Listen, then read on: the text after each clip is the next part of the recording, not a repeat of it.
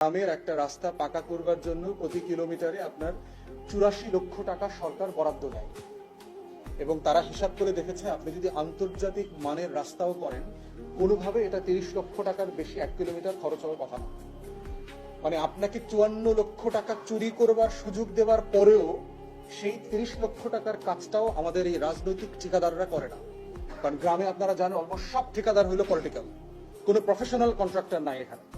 Road building এর অথবা engineering এর কাজ যারা করেন, ব্রিক বিল্ডিং এর কাজ করেন, অলমোস্ট এভরিবডি যাদের সাথে কথা বললাম, ঠিকাদারের খবর নিলাম, ঠিকাদার অমুক দলের তমুক সম্পাদকের পোস্টে আছেন, অমুক দলের অমুক গ্রুপের তমুক পদে আছেন, সব ঠিকাদার হলো পলিটিক্যাল ঠিকাদার।